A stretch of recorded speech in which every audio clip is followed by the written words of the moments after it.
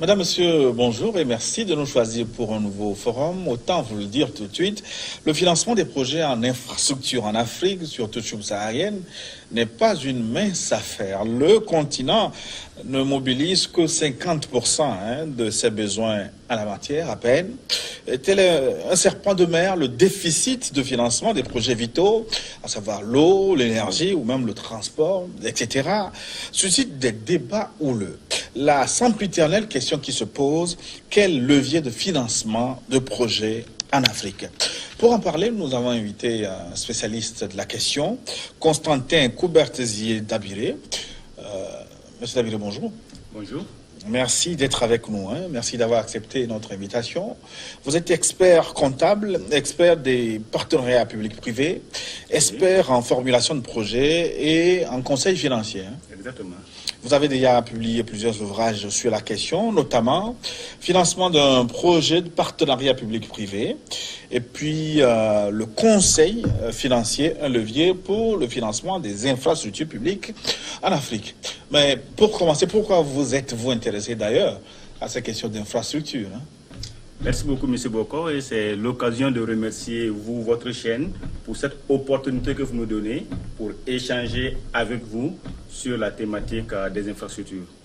Je me suis intéressé à cette question de par ma formation de base. Je suis banquier et j'ai beaucoup travaillé dans le domaine des investissements, dans le domaine des infrastructures, et il s'est avéré que la problématique à la fois de la construction, du financement, des infrastructures se pose à travers le monde, et notamment en Afrique subsaharienne, où les États font de plus en plus face à certaines contraintes qui les obligent à des restrictions budgétaires, ce qui pose effectivement ce problème du financement des infrastructures. Lorsque vous constatez à travers le monde, surtout en Afrique, on a un besoin qui va de plus en plus croissant dans le domaine des infrastructures. Au même moment, les États font face à une rareté des ressources. Nous avons une population qui est très jeune, qui va croissant, donc ce qui amène à augmenter les besoins, comment dirais-je, au niveau de la prise en charge des populations sur le plan social. Au même moment également, cet accroissement de la population, notamment jeune, entraîne un besoin en termes d'infrastructures pour faire face justement à la satisfaction des besoins de ces populations-là. Et c'est le problème qui se pose en ce moment, comment faire pour continuer à réaliser des infrastructures de qualité au profit de ces populations, tout en assurant un certain nombre de services minimums justement à ces populations, dans un processus où les États également, il faut le dire, font face à des contraintes. De par le passé, vous pouvez constater que les États bénéficiaient beaucoup d'aide au développement et bénéficiaient beaucoup de prêts, de subventions, de prêts concessionnels, comme on aime bien le dire, sur de très longues années, et à de taux très très intéressants, ce qui leur permettait de pouvoir financer les besoins d'infrastructures. Mais depuis un certain temps, ces financements se font rares, et ça se comprend. Parce que les pays donateurs, les bailleurs de fonds classiques eux-mêmes sont confrontés à cette situation, en témoigne la crise de 2008. On va rentrer dans le fond du sujet tout à l'heure, mais plantons le décor. En matière d'infrastructure, en Afrique, quel est l'état des lieux? Est-ce que nous en avons suffisamment? Très peu ou pas du tout? C'est une question importante et il faut la poser. Le problème d'infrastructure en Afrique est assez crucial. Et d'ailleurs, la Banque mondiale a fait une étude en la matière en 2012 et il présente un peu le résultat de cette étude dans son rapport 2013 où elle donne une priorité justement aux infrastructures en Afrique. Le sujet est très préoccupant. Prenons le cas de la ville de Lomé de façon très simple. Lorsque vous circulez à Lomé en saison de pluie, vous voyez partout des flaques d'eau. Vous trouvez des maisons inondées. Ce qui veut dire qu'il se pose un problème d'assainissement de nos villes africaines. Si nous nous contentons uniquement sur ce problème d'assainissement au Togo, disons, à Lomé de façon générale, de façon spécifique, vous vous rendrez compte que pour faire face à cette situation, il faudra, c'est vrai, mettre en place un plan directeur, mais il faudra mobiliser des ressources très importantes pour pouvoir réaliser des infrastructures d'assainissement en vue de drainer les eaux de pluie vers des endroits plus simples pour pouvoir traiter ces eaux de pluie. Prenons les cas des pays occidentaux. Le problème d'assainissement, d'écoulement des eaux ne se pose pas aujourd'hui. Vous allez en France, vous allez en Espagne, généralement ce problème ne se pose pas. sauf si vous avez affaire à des inondations très importantes. Mais revenons dans le cas des pays africains. Prenez le Togo, le Burkina, le Niger, la Côte d'Ivoire. Chaque année, nous avons des inondations. Chaque année, nous avons des dégâts très importants. Quelquefois, dans nos villes africaines, prenons le cas de Lomé, le Grand Boulevard, quand il pleut trop, vous ne voyez pas le goudron, l'infrastructure qui vous permet de circuler. Ceci dit que nous avons vraiment un problème crucial en matière d'assainissement dans nos pays. Là, ce n'est que le domaine de l'assainissement. Oui. Revenons un peu dans le domaine hospitalier. Combien de populations meurent du fait du manque de prise en charge dans nos pays, dans nos villes africaines? À Lomé, ici, vous avez des populations qui meurent parce qu'elles n'ont pas les moyens pour se faire soigner. Le problème d'infrastructure se pose. Allez à l'hôpital, dans les hôpitaux africains. Quelquefois, vous voyez des malades à même le sol. Par manque d'infrastructure pour pouvoir accueillir ces malades dans des conditions décentes, dans un premier temps, et pouvoir les traiter dans de meilleures conditions. On peut multiplier les exemples dans le domaine de l'éducation. Les étudiants s'entassent dans des amphithéâtres. Tout à fait. Même là où on fait rouler le ballon, il paraît que nous n'avons pas assez de terrain praticable dans nos pays africains. Ça, c'est vrai. C'est vrai. Donc, c'est dire que de façon générale, la question des infrastructures se pose. Et la question qui nous intéresse, nous, c'est même voir les infrastructures économiques. Les infrastructures qui peuvent produire en quelque sorte de la recherche. Nous nous disons que si nos pays parvenaient à réaliser ce type d'infrastructure, à même de générer des revenus, cela pourrait contribuer justement à, comment dire, je ne dirais pas assouvir, mais cela pourrait contribuer à réduire ce gap. Mais est-ce que ça, ce n'est pas déjà fait avec les routes qui génèrent des revenus à travers les péages, les postes de péage qui sont installés ça et là? En réalité, quand vous regardez, vous voyez que vous êtes en train de sourire. Lorsque vous regardez les postes de péage, quel est le montant, quel est le niveau de revenus qu'ils génèrent? Ces revenus sont-ils, selon vous, à même de pouvoir financer l'entretien de ces postes de routes? Je ne suis pas certain. Peut-être dans le domaine des infrastructures telles que les autoroutes. Là, oui, nous avons des revenus assez importants. Mais prenez les péages à la sortie de Lomé, c'est la route du Bénin. Vous pensez que les revenus générés permettent de couvrir les besoins d'entretien, de financer de nouvelles infrastructures? Aujourd'hui, dans ces conditions, je n'en suis pas sûr. Et c'est ce qui fait qu'à travers le monde, il y a des réflexions justement en vue de trouver des solutions à même de faciliter le financement de ces infrastructures. D'abord, faciliter la construction, ensuite le financement. En cela, il s'est avéré depuis un certain nombre d'années que, eu égard aux difficultés des États, on pouvait donc confier au secteur privé, que ce soit le secteur privé national, le secteur privé international, la construction, le financement, l'exploitation et la maintenance d'une partie justement de ces infrastructures que nous avions en Afrique. Et tantôt, je vous ai parlé d'infrastructures économiques et je vous disais que c'est plutôt ce sujet qui m'intéressait. Oui. Cela se comprend parce que justement, si vous parvenez à définir, à cerner ces infrastructures de type économique, on pourrait les confier au secteur privé. Et en ce moment, l'État allait donc s'occuper des infrastructures non économiques. Un hôpital, par exemple, aujourd'hui. On ne peut pas vous dire, on ne peut pas nous le faire sous forme économique. On ne peut pas demander aux populations qui n'ont pas de moyens de payer un niveau assez élevé pour bénéficier des services hospitaliers. L'État pourrait s'occuper un peu de ces questions d'infrastructures non économiques et en confiant justement, entre autres, au secteur privé, les infrastructures à but économique, à but lucratif. C'est une des solutions qui a été préconisée et cela se fait à travers les partenariats publics-privés qui est l'objet donc de mon premier ouvrage, dans lequel j'essaie de montrer comment effectivement nous pouvons, à travers l'association du privé et du public, réaliser des infrastructures pour satisfaire les besoins d'un troisième type de partenaire qui sont ou qui est les usagers.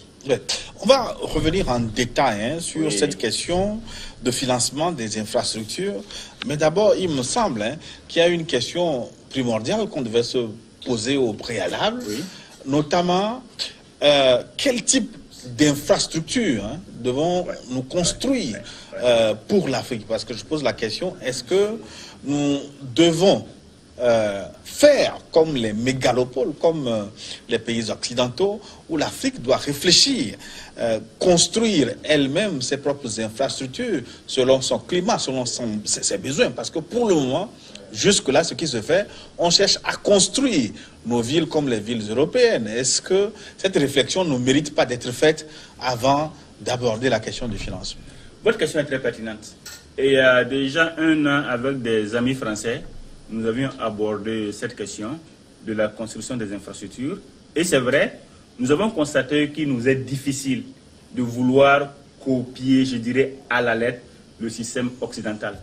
Nous n'avons pas les mêmes contextes, nous n'avons pas les mêmes conditions. Et il nous sera difficile de vouloir construire des infrastructures à l'image de ces pays occidentaux développés. Exactement. Mais nous pouvons faire des infrastructures, je dirais, adaptées à nos contextes en Afrique. Je dirais les infrastructures tropicalisées, puisque nous avons bien le thème tropicalisé, qui vont répondre donc à nos besoins du moment. Parce que, une fois de plus, le besoin est important, il est crucial, il est très élevé. Et il sera difficile, dans les 10, 15, 20 ans à venir, de couvrir entièrement ce besoin. Pratiquement difficile. Donc, il faut être assez réaliste. C'est assez important. Et faire des infrastructures, je dirais, pas à des prix vraiment exorbitants, mais à des prix acceptables et des infrastructures surtout durables, que l'on pourrait utiliser dans le long terme et qui vont contribuer à améliorer les conditions de vie. Là, je vous rejoins, vous avez tout à fait raison. Il faut être assez pragmatique sur cette question. Et puis, réfléchir aussi à comment planifier. Il me semble que ce qui manque très souvent, le grand déficit, c'est dans la planification. Oui, c'est vrai que dans la planification, nous avons des efforts à faire. Mais il faut dire que depuis déjà 5 ans, nos pays africains ont beaucoup évolué sur ces questions de planification. Et d'ailleurs, la Banque mondiale assiste, la BAD assiste, l'Union européenne assiste de plus en plus nos pays pour pouvoir planifier ses besoins en infrastructure, pour pouvoir même identifier ce que nous appelons quelquefois le portefeuille de projets infrastructurels d'un pays et à étaler la mise en œuvre de ce portefeuille sur plusieurs années. D'ailleurs, vous voyez un peu, quand on regarde les plans de développement économique de nos États, qui le plus souvent portent soit sur 3 ans, sur 5 ans, derrière ces plans, derrière la stratégie qui est mise en œuvre, vous avez effectivement des projets, des programmes dont la réalisation est étalée sur en moyenne 3, 5 ans ou même plus. Donc, c'est dire que les États ont conscience de cette situation. Ils se font assister par des partenaires de développement tels que la Banque mondiale, tels que l'AFD. Mais justement, parce que ce n'est pas dangereux. Je sais que vous êtes consultant, vous parlerez en langage de consultant, mais est-ce que nos pays ont besoin de se faire aider par ces institutions internationales, Banque mondiale, Fonds monétaire international, pour leur politique de planification? Vous pensez que ceux-là, ils s'intéressent à notre épanouissement ou à leur profit économique? La question est assez intéressante. C'est vrai que quelquefois je fais le débat avec ces partenaires au développement et j'aime bien les titiller le plus souvent. Mais soyons aussi assez réalistes. Vous savez, lorsque vous êtes dans un processus d'élaboration d'un plan de développement économique social et que vous associez vos partenaires pour la réalisation de ce plan, depuis la base, la probabilité que vous puissiez mobiliser assez facilement les ressources pour pouvoir réaliser ces infrastructures est très élevée. Parce que ce partenaire qui s'associe à vous, qui vous aide à faire le montage, qui vous accompagne dans le processus, il sera plus ou moins prédisposé à vous accompagner plus facilement. Parce qu'il a suivi la base du processus. C'est comme vous et moi. Si je viens vous voir chez vous, je vous dis, bon, écoutez, cher ami, j'ai des soucis, aide-moi à réaliser tel projet. Je vous implique dans le processus. Vous serez plus prédisposé à m'accompagner parce que vous avez suivi, vous avez été impliqué. Et je pense que dans ce sens, effectivement, nous avons besoin de l'accompagnement de ces partenaires dans une optique de partenariat gagnant-gagnant. C'est-à-dire dans la mesure où ils ne viendraient pas nous imposer des choses, mais qu'on pourrait déterminer ensemble, assis autour d'une table, et tenant compte également des objectifs, je dirais, intrinsèques, individuels de chacun des partenaires. Constantin Dabiré, quel est le rôle des infrastructures, de façon générale, dans la performance des économies africaines? Justement, comme je vous ai parlé tantôt du programme d'activité de la Banque mondiale 2012-2013, où elle disait qu'elle voudrait donc transformer l'Afrique les pays sous-développés à travers les infrastructures. Donc c'est dire que les infrastructures jouent vraiment un rôle capital dans le développement d'un pays. Vous avez parlé, par exemple, nous avons parlé tantôt des infrastructures hospitalières. Si un pays dispose de très bonnes infrastructures hospitalières, cela pourrait contribuer à réduire le taux de mortalité.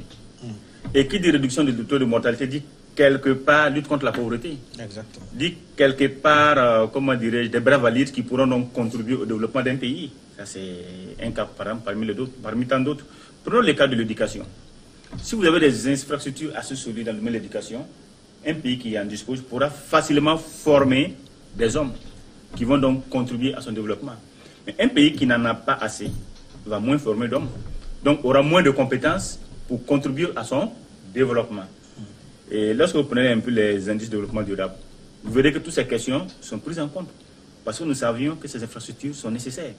Venons un peu dans le domaine routier, des transports routiers. Si vous avez une très belle voie, ça saute aux yeux, hein? Oui, entre Lomé et Cotonou, vous verrez que le trafic sera très important. Ce sera plus important. Chacun aura envie de voyager. Vous aurez envie de voyager, j'aurai envie de voyager. Et cela va contribuer à générer des revenus justement pour pouvoir faciliter, maintenir et entretenir ces routes. Et cela contribue à fluidifier le commerce. Prenons le domaine aérien. Vous êtes à Lomé aujourd'hui, vous voulez l'avoir de vous, ne pouvez pas aller tous les jours. Vous êtes obligé de faire, de voir le programme des compagnies aériennes. Mais prenons les cas des pays occidentaux. Vous êtes à Paris, pratiquement toutes les heures, vous pouvez aller à Berlin. Vous voyez bien la différence. Oui. Vous pouvez aller faire des affaires et revenir. Donc la facilitation de la mobilité permet de dynamiser l'économie. Tout à fait. Donc c'est là prouve effectivement que nous avons besoin d'infrastructures pour pouvoir contribuer au développement économique de nos pays. Et puis il y a ce contraste-là, une hyper-concentration des infrastructures dans les capitales et dans les zones rurales. On va dire c'est le désert. Hein? Vous avez raison. Et cela s'explique. Nos États n'ont pas assez de moyens. Donc qu'est-ce qu'on fait? On va essayer de focaliser l'essentiel en ville. Et d'ailleurs, le fait de focaliser l'essentiel des investissements en infrastructure en ville entraîne l'exode rural. Et cela explique également les problèmes que nous avions dans nos villes. Prenez la ville de Lomé aujourd'hui. Et comparez cette ville-là à Lomé il y a 10 ans, 15 ans, en 2005. Lomé était moins peuplé qu'aujourd'hui. Mais tout le monde veut vivre à Lomé, tous les Togolais veulent vivre à Lomé. Ils ont raison. Parce qu'ils se disent qu'à Lomé, ils auront de meilleures conditions comparativement au village. Mais si on avait une politique de développement de villes dans nos pays africains, vous verrez qu'on aura moins d'exode rural. On pourrait donc implanter les jeunes sur place, les former et les pousser à contribuer au développement économique. L'objectif, justement, c'est de contribuer à créer des villes. Au-delà des capitales que nous avions, des villes dans nos différents pays, plusieurs villes, à donner du potentiel à ces villes et à faire en sorte que les populations de ces villes-là puissent rester sur place, travailler et contribuer au développement du pays. Ça, c'est l'idéal.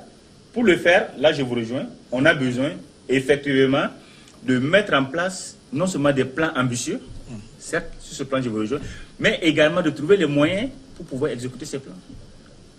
Des moyens pour pouvoir financer, des moyens pour pouvoir construire ces villes. Il faut des moyens. Et nos États font... Mais Constantin, je vous ai entendu dire 2-3 fois déjà que nos pays n'ont pas de moyens. Oui. Je sais que vous avez travaillé dans des cercles fermés, on va dire, où vous pouvez être dans les secrets des dieux. Franchement, est-ce que nos États n'ont pas de moyens? Quand on voit le train de vie de l'État, parfois, on se dit que ce discours va avoir du mal à passer, là. Les États n'ont pas les moyens, c'est une réalité, ils n'ont pas les moyens. Il n'y a pas que les États. D'ailleurs, il y a une étude de l'OCDE qui portait un peu sur les infrastructures, sur les partenaires publics-privés, qui démontre que ce soit dans les pays développés, tout comme dans les pays sous-développés, on a ce problème de moyens des États. Et aujourd'hui, dans les pays développés, je vous assure que le problème commence à se poser. Financement des infrastructures, entretien des infrastructures dans les pays développés. Dans les pays sous-développés, il est encore plus accru, et c'est normal.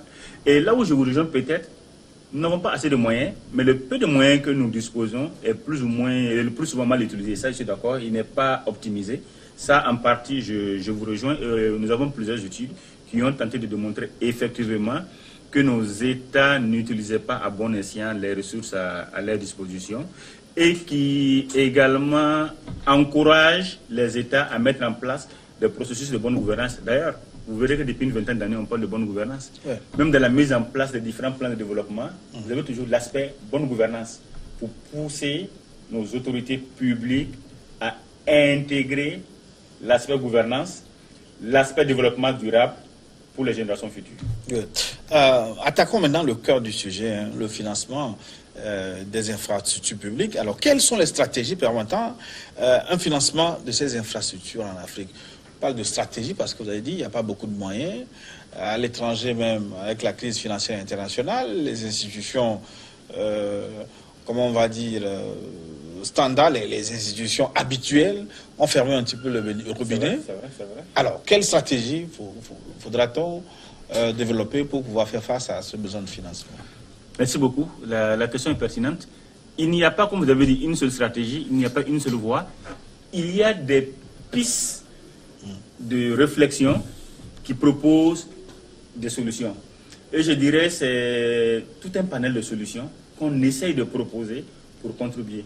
Tantôt, je vous ai parlé des partenariats publics-privés, Ouais. mais vous avez des études de la Banque mondiale qui vous disent que, en moyenne, les PPP représentent entre 14 et 20% du portefeuille global des investissements des pays. Donc, actuellement, c'est l'ère des PPP, partout on vous dit PPP. Certes, c'est un moyen qui permet de financer des infrastructures, mais la Banque mondiale vous dirait que ce moyen représente environ 15-20%, tout au plus. Donc, c'est dire qu'il faut trouver d'autres voies de financement. Oui, mais attardons-nous un peu au PPP, partenariat public-privé. Qu'est-ce que c'est pour le commun des mortels? Pour le commun des mortels, je dirais que le partenariat public-privé est une association entre le secteur public et le secteur privé en vue de la conception, du financement, de la réalisation et de la gestion d'infrastructures d'utilité publique pour améliorer les conditions de vie des ménages, surtout. Et dans ce processus, le plus souvent, on ajoute également la maintenance. Donc, c'est une association entre le privé et le public. Et les parties s'asseyent et essaient de voir comment repartir les risques. Le privé vous dira, bon, moi, j'ai les moyens, je peux financer l'infrastructure. J'ai les moyens, je peux également exploiter cette infrastructure. Et l'État dira, bon, comme toi, privé, tu as les moyens, tu peux financer, tu peux construire, tu peux l'exploiter, je te le confie. Mais je vais m'assurer que cette infrastructure va contribuer à l'amélioration des conditions de vie des ménages.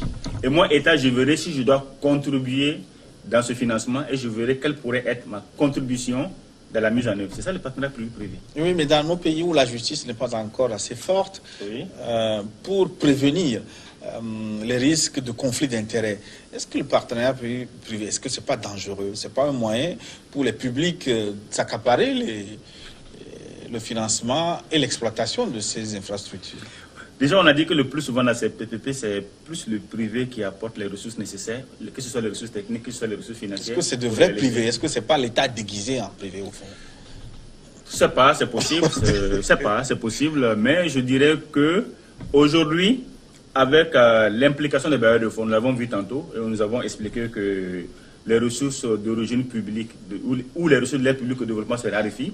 Et donc, ces mêmes bailleurs aujourd'hui, conscients de la situation, nous accompagnent nos États pour trouver toutes les formes possibles de financement de ces infrastructures. Donc, ils sont assez regardants sur ce que nous faisions.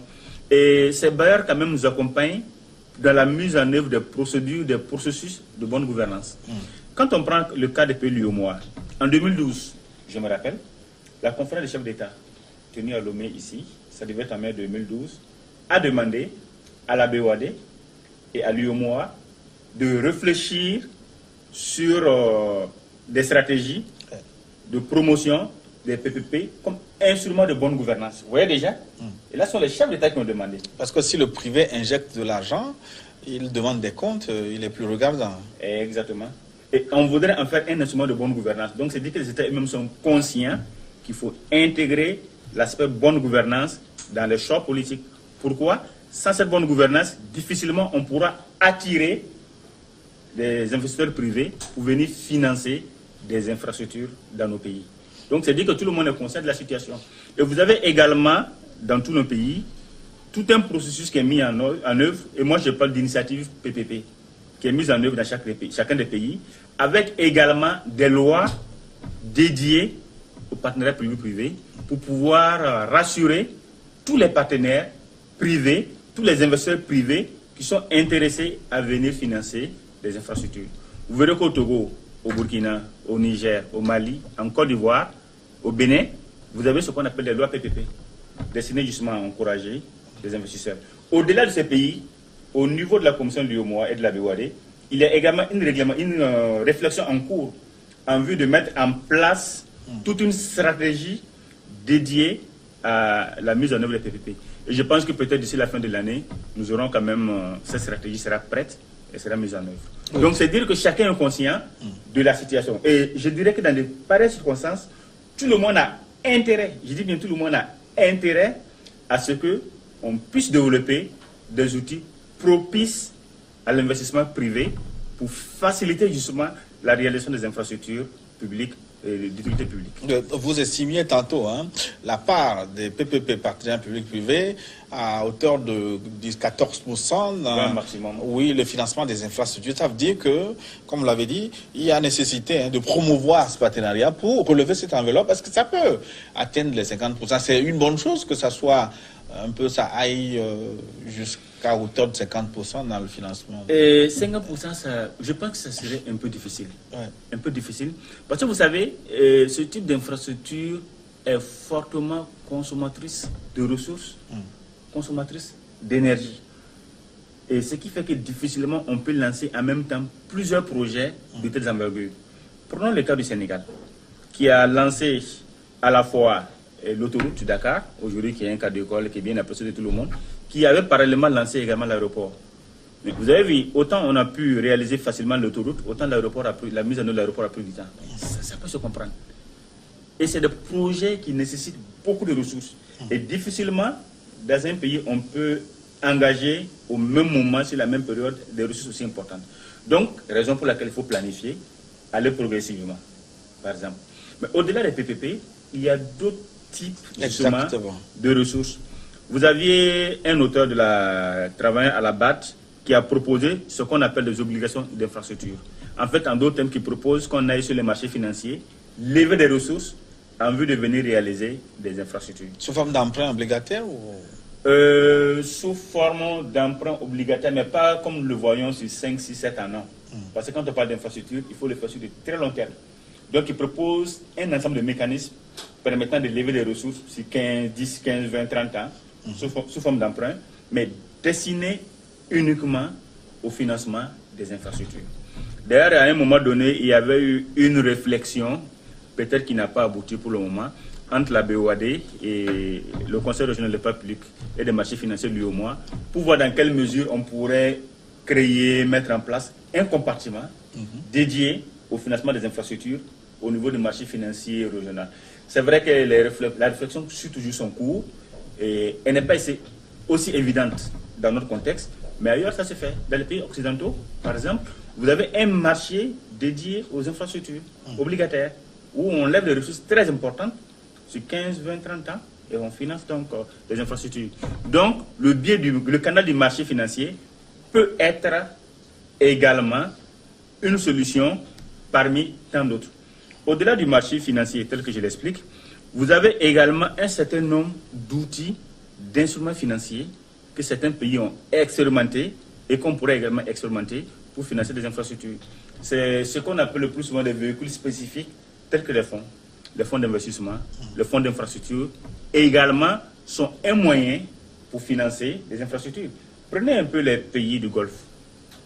Dans ces pays, vous avez fréquemment des fonds souverains, qui sont en quelque sorte des fonds destinés aux générations futures et qui vont donc servir à financer des infrastructures sur du trop long terme et générer donc des intérêts de revenus qui vont encore alimenter ce fonds, de telle sorte que les générations futures puissent disposer par la suite de ressources importantes.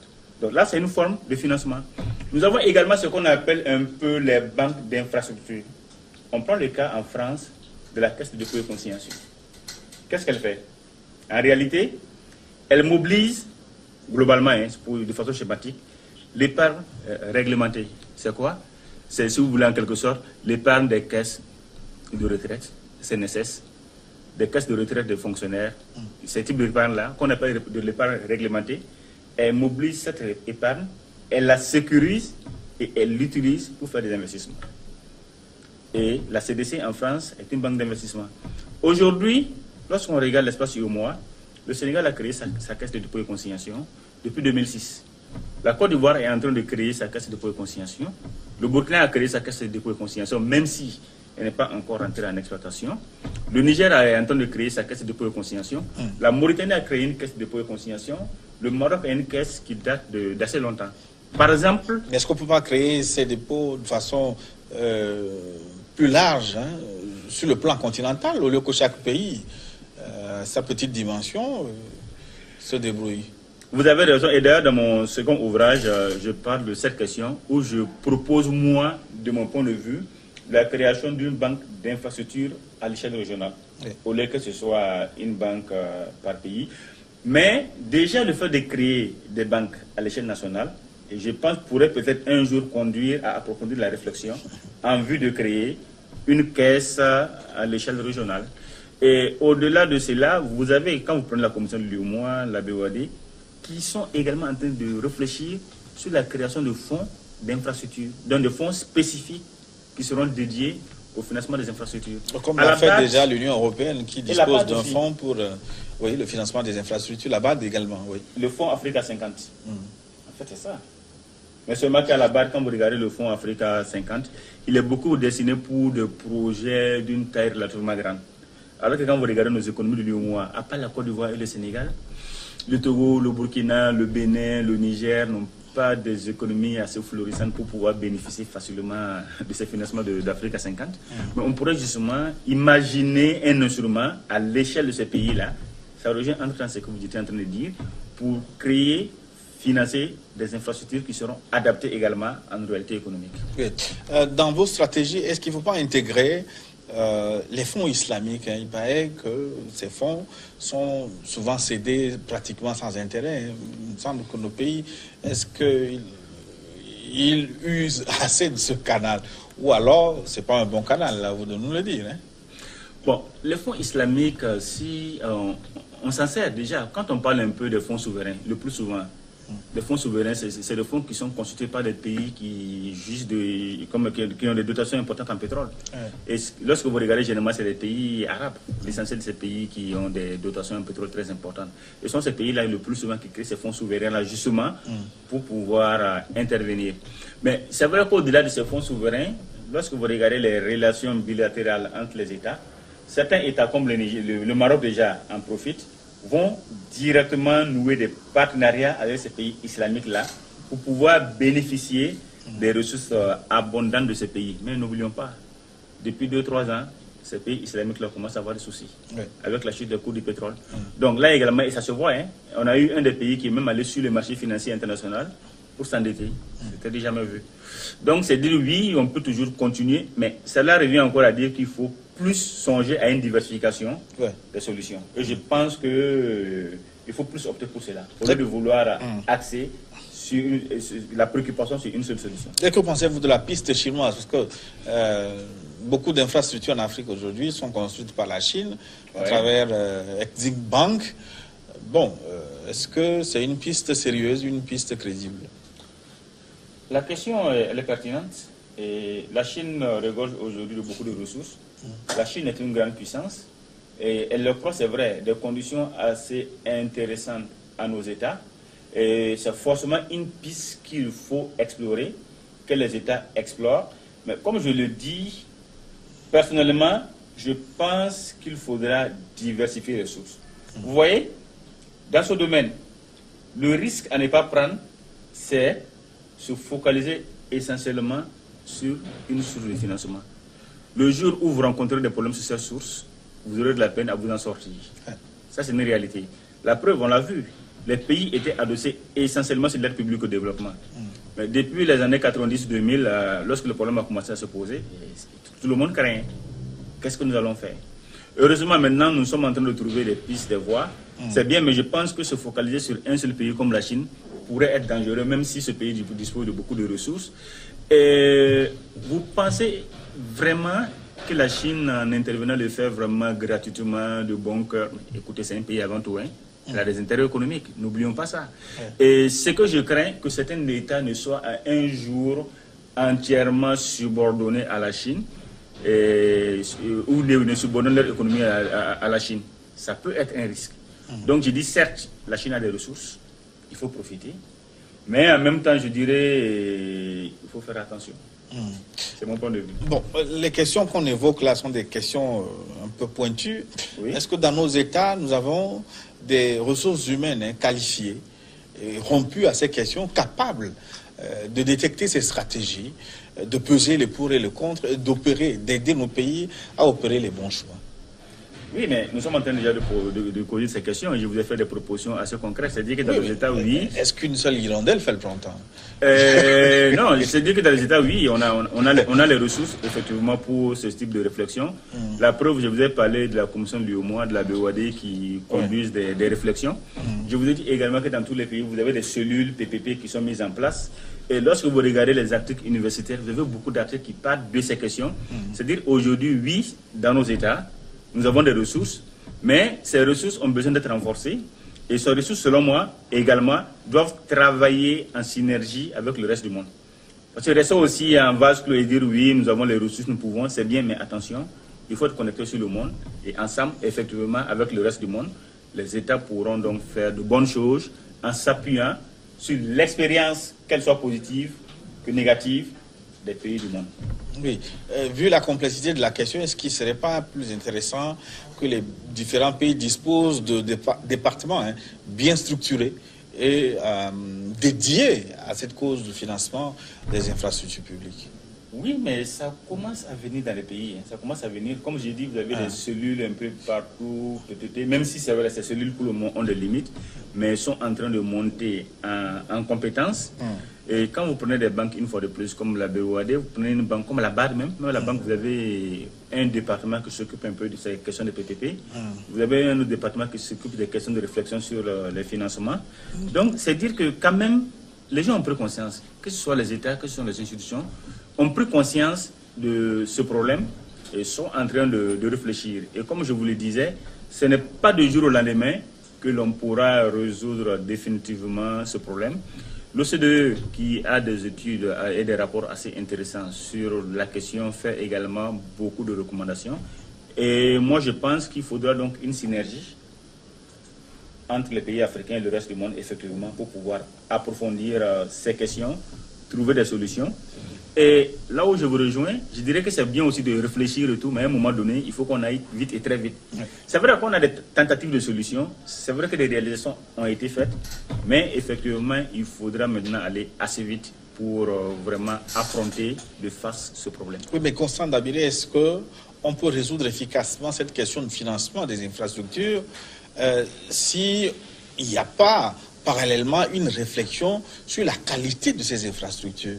Parce que vous dites les ressources sont rares, mais une fois qu'on les mobilise, on se rend compte parfois qu'on réalise des infrastructures de pacotille, des roustes qui n'arrivent pas à tenir plus de 5 ans, des installations électriques qui pètent aussitôt après l'inauguration. Dans ces conditions-là, est-ce qu'on va pouvoir financer nos projets? Je dirais que c'est le mal africain, il faut le reconnaître. Bon, africain, c'est vrai que l'Occident aussi a connu ces problèmes, même la Chine a connu un peu ces problèmes à un moment donné. C'est vrai que c'est le mal africain et pour moi, c'est l'une des raisons qui me font dire qu'il faut aller beaucoup mettre l'accent sur la bonne gouvernance et je pense que nous avons commencé. Les États en sont conscients, la preuve. Si la conférence des chefs d'État a demandé de réfléchir sur la question de la bonne gouvernance et les infrastructures, c'est dire que tout le monde en est conscient et tout le monde fait des efforts. Mais ce que vous dites est vrai, tout à fait vrai, et il faudra effectivement redoubler d'efforts sur ce plan. Et actuellement, nous sommes en train de faire une étude sur une trentaine de projets, par exemple dans le domaine des PPP, qui ont été réalisés en PPP. Et nous sommes en train de voir en fait l'impact de ces projets-là sur du financement de ces projets sur leurs performances. L'impact du financement de ces projets sur leurs performances, donc, y compris bien sûr la gouvernance. Quand on dit performance, il y a un certain nombre de critères, dont le critère de gouvernance. Et nous pensons que peut-être d'ici 2 mois, 3 mois, nous aurons donc les résultats éventuellement qui seront publiés. Il serait peut-être l'occasion qu'on revienne pour échanger sur la performance de ces projets. Mais nous n'avons pris qu'un échantillon, environ de 30 projets.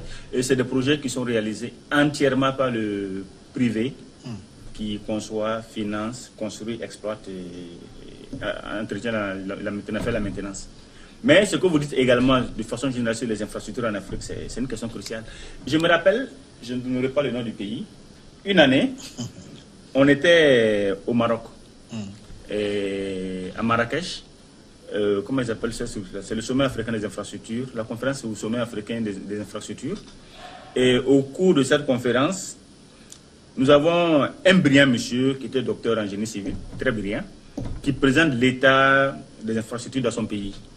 Et qui était docteur en génie civil, il avait dit, qui avait choqué le monde. Parce qu'il présente l'état et il montre une infrastructure, une autoroute fissurée, qui avait été réalisée à peine 2 ans et qui se fissurait. Il était content, il présente, il dit voilà, dans mon pays, voici la stratégie, voici ce que nous avons fait. Et entre-temps, on lui pose la question, mais qu'est-ce qui se passe là? Une infrastructure qui est faite à peine 2 ans et qui commence à se fissurer. Il dit oui, en réalité, les études ont été réalisées dans les années 88 et l'infrastructure a été réalisée dans les années 2015, ce qui explique le fait que ça se fissure parce que la réalisation n'a pas tenu compte des études actuelles. Mais toute la salle a explosé de rire. On dit non, vous ne pouvez pas faire des études en 1988 et vouloir vous baser sur ces études-là pour réaliser une infrastructure autoroutière en 2012, 2013, 2014, 2015. Les gens nous ont dit que ça n'a pas de sens. Oui, ce sont des réalités qu'on rencontre souvent. Donc il y a nécessité de renforcer aussi ce domaine, les études techniques qui précèdent, et parfois même financières, qui précèdent la réalisation de ces infrastructures. Je dirais que c'est le béaba. Comment voulez-vous, vous êtes journaliste, comment voulez-vous aujourd'hui venir sur les plateaux pour faire des interviews si à la base vous n'avez pas une formation? Je ne dis pas forcément que vous avez une formation journalistique de base, mais au moins vous avez fait une formation qui vous prédispose à ce travail. Mais si vous venez pour apprendre sur l'État, ça peut poser des problèmes. Donc ça rejoint un peu ce que vous êtes en train de dire dans le domaine des infrastructures. Les études sont un préalable à la réalisation des infrastructures. Et d'ailleurs, cela fait partie des conclusions, des premières conclusions de l'étude que nous sommes en train de faire. Nous avons constaté que le plus souvent, les infrastructures qui ont souvent des problèmes, et ces problèmes sont dus en amont aux insuffisances d'études, au manque d'études, aux insuffisances ou à des problèmes déjà qu'on pouvait déceler au moment de la réalisation de ces études. Constant Dabino, on va conclure cette émission. À la lumière de ce que vous avez dit, vous avez présenté beaucoup de stratégies pour le financement des infrastructures en Afrique. Mais il me semble que vous avez mis un petit doigt sur le PPP, le partenariat public-privé. Oui. Mais est-ce que les privés disposent d'assez de ressources pour affronter cet éléphant que nous avons devant nous, parce que c'est géant, le chantier des infrastructures, avec en ligne de mire cet exemple bénino-nigérien qui voulait construire les chemins de fer, et on s'est rendu compte à un moment donné que le partenariat public-privé ne pouvait pas, les privés ne pouvaient pas réaliser ce travail. Ok, merci. Et tantôt nous avons parlé de la question des études. Oui. Et c'est cette question, ce sont ces études-là normalement qui vont conditionner les modalités de réalisation. Et dans ces études, vous avez d'abord, dans un premier temps, des études qui vous diront si effectivement une infrastructure est faisable en tant que projet, sans rentrer dans la forme de contractualisation, la forme de financement. Vous direz, bon, il faut faire une autoroute là, effectivement, il est nécessaire de le faire à l'issue des études techniques, des études économiques financières. Ça, c'est un premier temps. Dans un second temps, une fois que les études ont démontré effectivement qu'il sait de faire une infrastructure, maintenant, il faut voir la forme, comment la financer, qui va la faire. Là, c'est d'autres études. Et là, on parle le plus souvent d'évaluation préalable, qui vous diront donc quel est le mode de contractualisation le plus intéressant, et qui peut le faire, et comment le faire. Et il faut faire toutes ces études-là, et une fois qu'on fait ces études-là, et de façon sérieuse, on a assez de réponses à toutes les préoccupations, et en ce moment, on pourrait voir la personne à même de faire. Faut-il la confier à un privé sous forme de partenariat public-privé, ou faut-il contractualiser sous forme de marché public classique que nous avions, ou quelquefois, on peut dire que l'association du privé et du public dans la répartition des risques de financement, c'est-à-dire que le public apporte des ressources, le privé apporte des ressources pour réaliser l'infrastructure, peut être également une solution. Mais il faut d'abord prendre le temps de mûrir la réflexion, prendre le temps de faire tous les choix possibles. Mais on n'a pas souvent le temps de mûrir les réflexions parce qu'il y a les contingences politiques aussi. Le président qui va à Zignaré ou à Bobo Dioulasso au cours d'une campagne électorale, il constate que la route n'est pas bonne et pris en sandwich par la population, il dit le mois prochain je vous fais une autoroute. C'est comme ça que ça se passe souvent aussi. C'est vrai, c'est des réalités du terrain. Mais pour moi, Le problème ne se pose pas à ce niveau. C'est mon point de vue. Ouais. J'estime que si dans nos États, nous avons des portefeuilles d'études déjà réalisées, le problème ne se poserait pas. Mais regardez un peu en Occident. Un chef d'État qui vient, qui vous dit je ferai ceci, je ferai cela, le plus souvent, avant de le dire, il va fonder son choix sur des études disponibles, au moins des études de faisabilité ou des études sommaires ou assez approfondies qui existent déjà. On regarde, on dit, bon, ok, sur 100 études, on regarde, on dit, bon, on choisit 2 études, on se dit, bon, si ces études-là, on peut faire le projet. Si nous avons déjà ce portefeuille d'études, on peut le faire. Et je pense que dans le second ouvrage, j'insiste beaucoup justement sur cette nécessité de faire des portefeuilles d'études. Avec ces portefeuilles, effectivement, en tout moment, on peut faire des choix. Mais tant que nous n'avons pas ce portefeuille d'études, il peut être souvent risqué de décider de faire certaines infrastructures. Ça, c'est vrai. Mais il faut tirer les leçons et aller de l'avant. Et c'est ça aussi les partenariats publics-privés. En tout cas, on tire des leçons et on essaie d'améliorer. Et vos ouvrages, je vous les conseille vivement, nos téléspectateurs. Merci. Financement d'un projet de partenariat public-privé, PPP, publié aux éditions L'Harmattan. Et puis le conseil financier, un levier pour le financement des infrastructures publiques en Afrique. C'est signé Coubertesier Constantin Dabiré. Merci. C'est vous que j'ai eu l'honneur d'avoir en face aujourd'hui. Merci beaucoup de vos éclairages. Merci, bonne soirée et bonne fête à vous. Et vous êtes optimiste Si, pourquoi pas. pour les infrastructures en Pourquoi Afrique? pas. Je crois bien. Avec les leçons que nous tirons, avec les erreurs que nous faisons, nous allons nous corriger dans l'avenir. Merci Constantin. Merci. Et nous arrivons donc à la fin de ce forum. On reste sur place. Moi, je vais prendre juste un petit café. On se retrouve dans une dizaine de minutes pour la seconde partie. À tout de suite, juste le temps d'une nouvelle édition du journal.